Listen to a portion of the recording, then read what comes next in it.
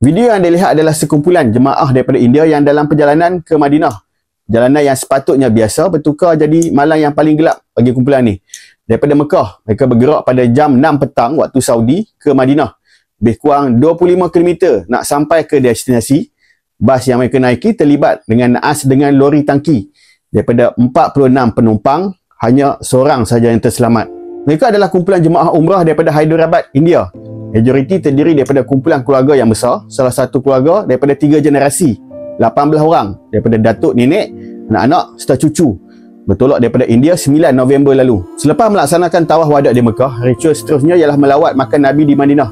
Perjalanan sejauh 480 km yang memakan masa 4 ke 5 jam. Sekitar 11 malam waktu Saudi, berlaku impak daripada belakang bah.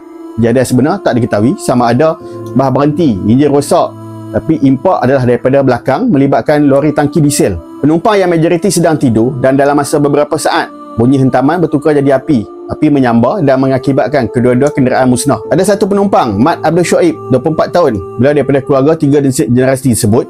Bapa dia Muhammad Abdul Khadir, ibu dia Goisha Begum, masuk sepupunya, semua terkorban. Shoaib duduk berhampiran pemandu. Ketika hentaman berlaku, cermin bahagian hadapan pecah. Beliau sempat lompat keluar.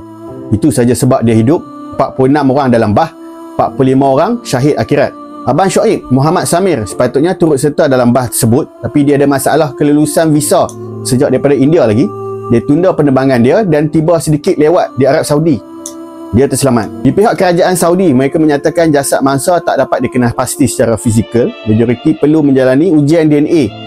Api hanya padam selepas bah hanya tinggal rangka besi. Kerajaan India arahkan kedutaan di Riyadh dan konsulat di Jeddah untuk urus pengecaman mangsa dan bantuan kecemasan. Mereka juga umum bantuan kewangan khas untuk semua waris yang terlibat.